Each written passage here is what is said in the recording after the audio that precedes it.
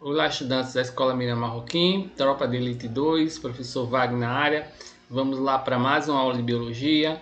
Estamos na nossa aula 9, abordando ainda características gerais de seres vivos. Hoje são 23 de 4 de 2021. Na última aula, concluímos uma revisão sobre esse conteúdo para ficar mais fácil a questão do entendimento. E hoje vamos responder 3 das questões presentes na apostila de vocês. Tá certo? Iniciando da questão 2, já tínhamos respondido a questão 1, vamos continuar da questão 2. Então, analise as afirmações abaixo referentes aos seres vivos. Então, temos essas 4 afirmações, e ele pede que analise e responda a questão abaixo. Relacionam-se e modificam o meio. 2. Reproduzem-se sexualmente. 3. Respondem aos estímulos do meio. E 4. Usam gás carbônico na produção de matéria orgânica. Ok?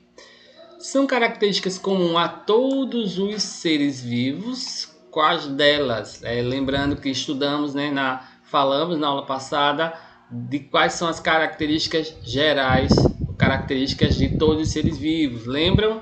Composição química, organização celular, metabolismo, reprodução, reação, evolução, crescimento, movimento e nutrição. Tá certo? Então, essas são as características presentes em todos os seres vivos. Então, temos aqui relacionam e modificam o meio. Ela está entre essas características? Não.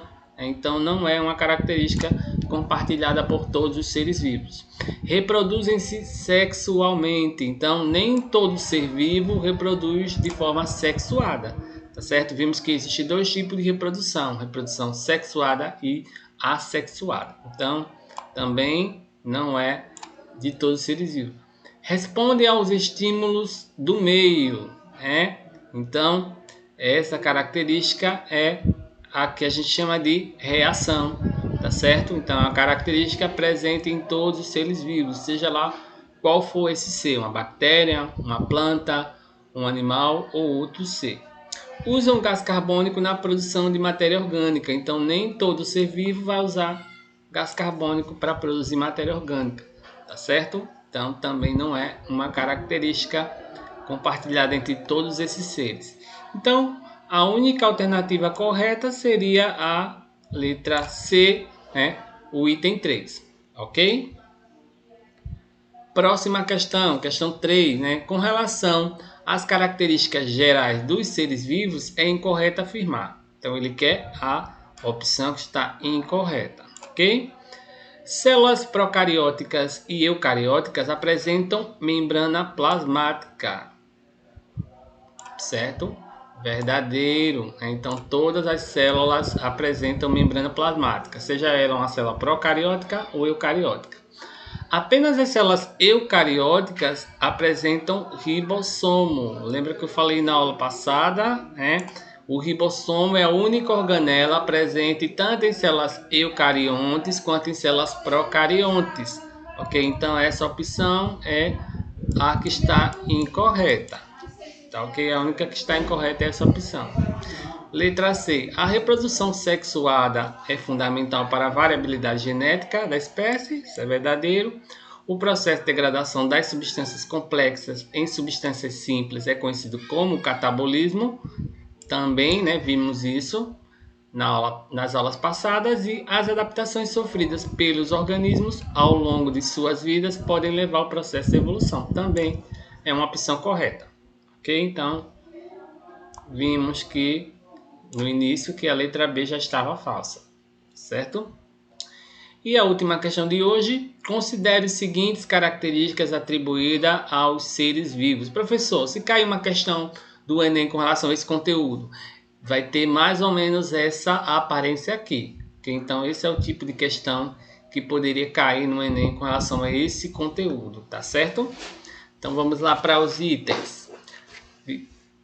Primeiro, os seres vivos são constituídos por uma ou mais células. Correto.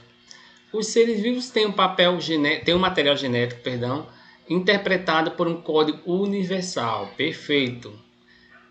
Quando considerados como populações, os seres vivos se modificam ao longo do tempo. Ok? Tranquilo por enquanto. Admitindo que possuir todas essas características seja requisito obrigatório para ser classificado como ser vivo, é correto afirmar que. Vamos lá para as opções. Letra A. Os vírus e as bactérias são seres vivos. Opa! Os vírus não são seres vivos, tá certo? Os vírus não são considerados por uma grande parcela de cientistas como seres com vida, tá certo? Então essa opção já descartamos, tá ok? Vamos para as próximas. Os vírus e as bactérias não são seres vivos. Opa, bactéria é sim um ser vivo, tá certo? Bactéria é formada por célula, tem todas as características gerais que os seres vivos precisam possuir. Então, essa opção também já descartamos, porque fala que as bactérias não são seres vivos, tá certo? Então, a gente vai por eliminação, fica bem mais fácil de responder essas questões.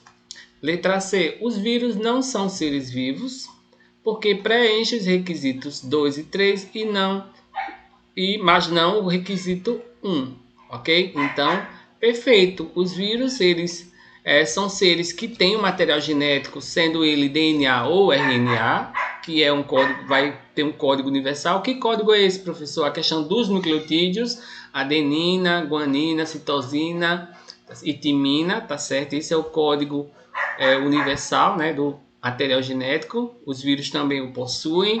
Lembrando que alguns vírus possuem RNA, apenas uma fita no material genético. Então vai ter vírus com DNA e outros com RNA, tá certo? Mas nenhum vírus ele vai ser constituído por célula, tá certo? Então os vírus são seres acelulares, né? Então temos essa opção como correta. E a última, para a gente finalizar, os vírus não são seres vivos porque não preenchem os requisitos 1, 2 e 3. Os vírus possuem o código universal, como a gente viu, e os vírus também eles podem se modificar com o tempo, né? Então eles são capazes de se modificar, sofrer mutações e evoluírem, tá certo?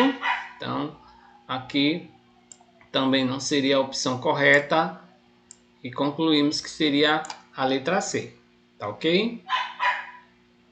Certo, gente? Então é isso, finalizamos 3 questões respondidas da apostila de vocês. Em breve vamos continuar respondendo e abordando alguns conteúdos de biologia que é importante para vocês. Um abraço e até mais.